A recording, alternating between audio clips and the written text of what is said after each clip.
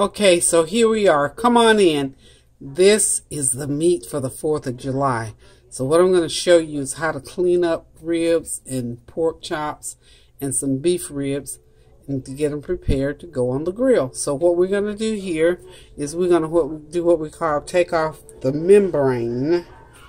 I've already done it on these 2 slices, beautiful slices of baby back ribs. I've already washed them. So what I'm going to show you now is how to pull that membrane off of there. Okay, the membrane is this right here. Okay, if you grab a hold of it, you have to find it on there. And what we're going to do is pull it all the way off. Let's see, maybe we'll get it on this end. The other 2 came off pretty easy, so let's see where the membrane, that's the membrane right there. So we got to get a hold of it. And we just want to get it pulled off of there. Okay, see that? That right there is what we want to take off of that rib. It's kind of pulley and chewy, so when you get ready to eat it, you don't have to go through it. Now, a lot of people don't pull this off, but I like to pull it off. My husband taught me this about doing ribs, so I'm gonna look at that real good and see what that looks like. There it goes, right there. See that right there? I want to pull all of that off of that rib. I hope my camera's got a pretty good angle on that. So I want you to just be able to see that. So got that membrane off of there, and also pull a little bit of fat off of there. So we're done with that. So the next thing we're going to do is they're ready to go. I've already washed them. So now they're ready to get the rub. I'm going to do these with the dry rub. And when I get them all rubbed down, I'm going to put them in a bag, and they're going to sit in the refrigerator for 1 day, because today, this is Sunday night. I'm not going to cook these until probably Monday evening or early Tuesday morning to have them for the 4th of July. And my pork chops, I already got them washed. These some nice cuts here. Got the nice bone in. I've got about 15 or 20 of these. And all I'm going to do with these, since I've already washed them real good, all we have to do with these is rub them down with that dry rub. And we're going to put them in a bag, and they're going to go in the fridge. So what I'm going to do first is I'll go ahead and show you how to rub down these ribs and get that dry rub on them and get them ready for the grill. Okay, first thing we had to do to get the dry rub ready was to make a mixture. And in my mixture, I have some paprika, some garlic powder, some salt, and black pepper. And of course, you know, I got some of my dry chicken seasoned flavoring and some of my dry beef flavoring in here. So depending on how much meat you're going to make, I'll just say put 1-to-1 proportion. So this I've got probably, this is a 10-ounce jar. So I've probably got 8 ounces, well, but so let's say 7 ounces in here. So I put 1 for 1 for 1 in parts. And, you know, 1 part garlic, 1 part pepper. Well, 2 parts paprika, 1 part garlic, and probably a tablespoon of salt to this. This is how we're going to say. So you can make a whole jar, but you don't have to use it all. So just mix it to taste. So. And you don't want a lot of salt in there, because you're gonna, once you get done grilling your ribs, then you're gonna put the barbecue sauce, so you don't want them too salty. So all you have to do a dry rub is just sprinkle on, sprinkle on, get them coated real good.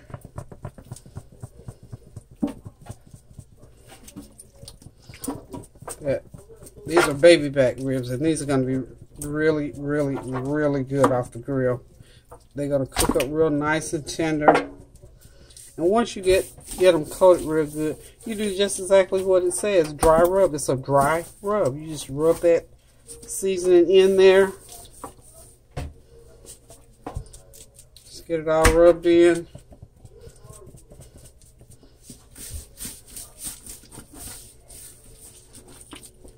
I wish you could just smell what that smells like. It smells so wonderful. So I'm going to get everything going here and get them all seasoned up. And I want y'all to know this is like 10 o'clock on Sunday night, so I was gonna wait till in the morning. I thought, nah, let me go ahead now. You know what? Come to think of it, I'm gonna cut that short just so I won't forget. Remember we talk about brining meat? Well, this is like, I call it the dry way of brining meat. Instead of putting a liquid mixture on there, this is called a dry rub. This is like the old-fashioned way, sort of put a little extra love on those ribs. We're going to rub that seasoning right on into those ribs. Yep, my husband, Bobby Howell, taught me all of this. How to dry rub those ribs. And sometimes we'd have 10 slabs going, depending on what we were doing. So just dry rub them real good. Now those are done. So now, and because this is pork, now remember this one little tip.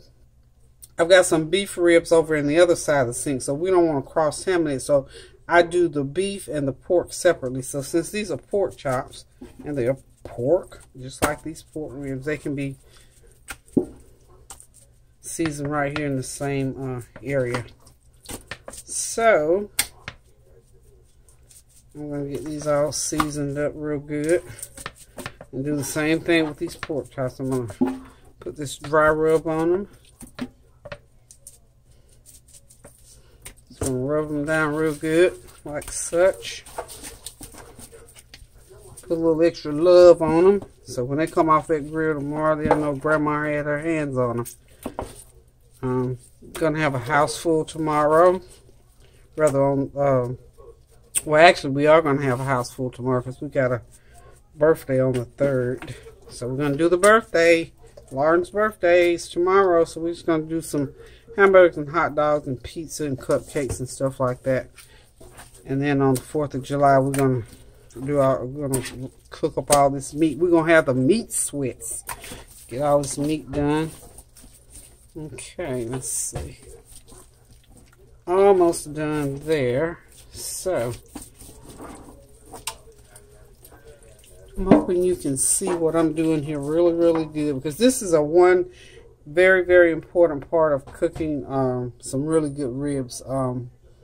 Like anything else, preparation is probably the most important part of producing something. You got to get a good start, a good foundation, just like life, a good foundation. So this is the foundation of cooking meat, of this sort of grilling meat rather. So we're going to get it all seasoned up and let it sit for a while, and that dry rub is going to marinate into those ribs, into these pork chops, and then I'm going to get over here on the other side and I'm going to show you something about those beef ribs that's going to be a little bit different. Same process, but I just want you to see how that beef looks over there on the other side. So what I'm going to do is I'm going to let these pork ones sit there before I bag them up, and I'm just going to put them, what I use is for the pork chops, I'm going to use just throw them in some freezer bags and stick them in the refrigerator. Same thing for the beef ribs, I'll stick them in the freezer bag. And my ribs, because I'm going to cook them on the grill in a slab, I'm going to put these in a brand new unscented, and remember this, you use trash bags, use unscented unless you got the huge freezer bags. So I'm going to use a brand new, out of the box, clean, unused, small trash bag, unscented. Now don't get a trash bag with lavender flavor and stick your ribs in there and you have lavender ribs. I guarantee that won't be good. So I'm going to go ahead and just rub these. I just love to rub these because I know the more you rub them, the more the seasoning goes through them. So we're going to get over here on the other side. Take that pork glove off. And I'm going to get over here to my beef ribs.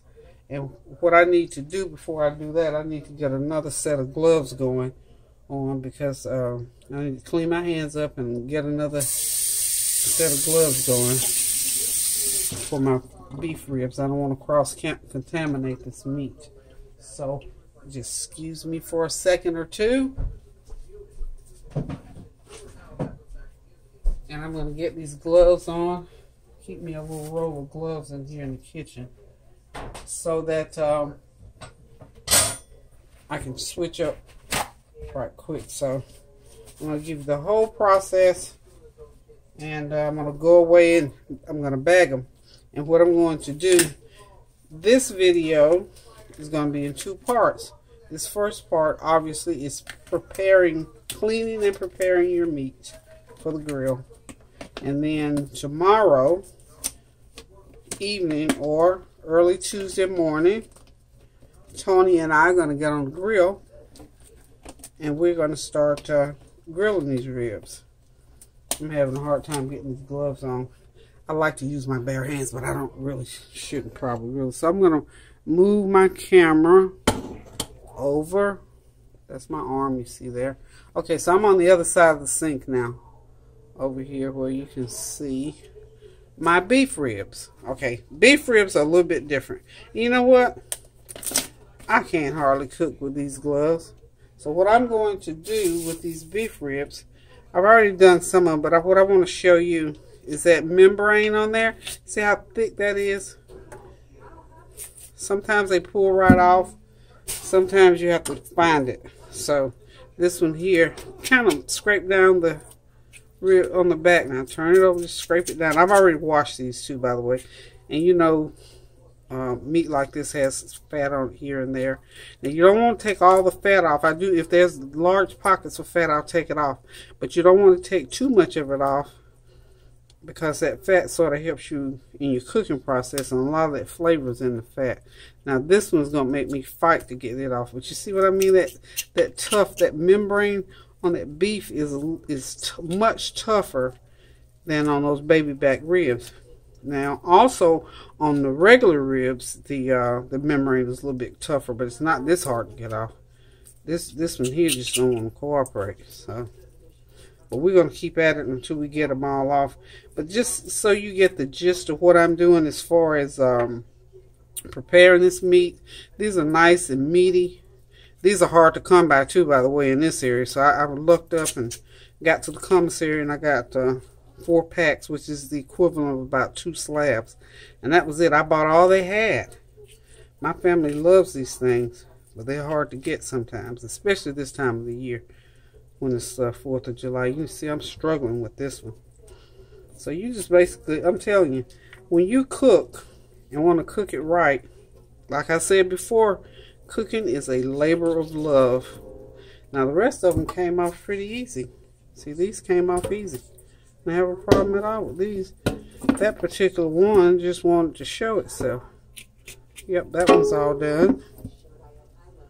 There's another one. That one needs to be done. So we just get up under there and just keep on scraping at it. You just have to scrape it, get your knife under there, get your small knife, so you have something to work with that you can not have as hard a time as I'm having.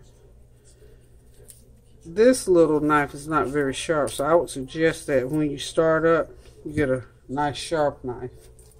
Okay, and if you leave a little bit on there, it's not going to hurt anything. Again, this is something my husband taught me. I didn't know to do this until I got married to him, and I know my mom used to cook beef ribs all the time. She never took the membrane off, and they did just fine.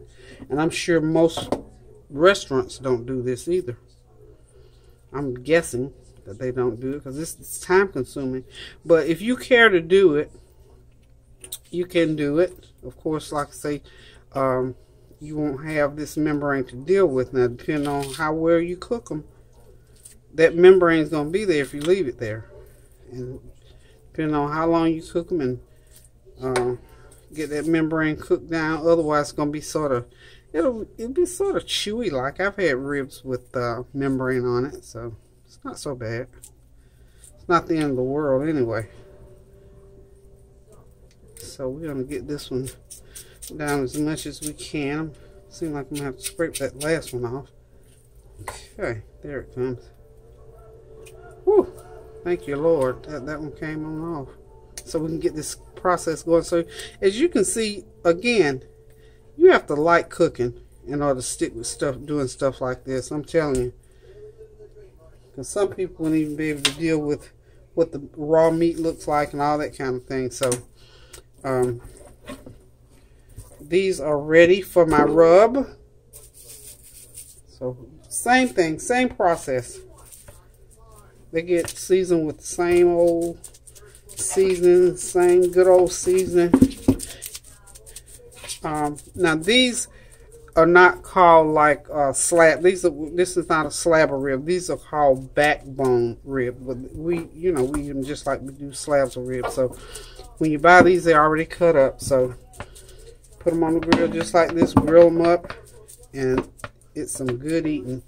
And one of the things that I do also when I take my ribs off the grill, just as an extra added thing to do, I go ahead and run them through the oven a couple of minutes, about 20 minutes, and that just makes them fall off the bone tender. So if you're ever in doubt, and sometimes you may even buy some ribs that are tender, they may be tough. I've gotten a hold of just the regular ribs that were sort of tough, and I've had these beef ribs that weren't the tenderest things. But the baby backs, normally they are very, very, very tender. So you never really have to worry about your baby back ribs. They're going to usually be tender. So now, I think I've got them coated pretty much. And they're going to sit and they're going to marinate. And we're going to get these in a couple of freezer bags. Well, no, I think I'm going to put this in just like one of my trash bags. And just get them bagged up and put them to the fridge. So there you go. I've got my beef ribs all cleaned, demembraned, and rubbed down with my dry rub. I've got my pork ribs all cleaned and ready to go. So got both of them. I'm trying to give you a view of both. There we go, a view of both. So we got both sets of ribs all ready to go, and the pork chops. Throw a few of them out there. Okay, got the pork chops all ready to go as well. So we are ready to grill. When these babies sit in the fridge for about a day, a little over a day, we're going to put them on the grill, and in a couple of days we're going to show you what they look like. So remember, these ribs and pork chops are going to be, this is going to be a two-part cooking show, because I'm having to marinate them the night before and let them sit and marinate, and when they get through marinating over time, then we're going to come back and we're going to let you see what we do with them on the grill. So I'm going to try to take you through the entire process on the grill as much as I possibly can. So let's get these in a bag, and we're going to say toodaloo for tonight. I'm going to get in the bed and go to sleep here shortly. And we're going to see you again on the 4th of July. Toodaloo.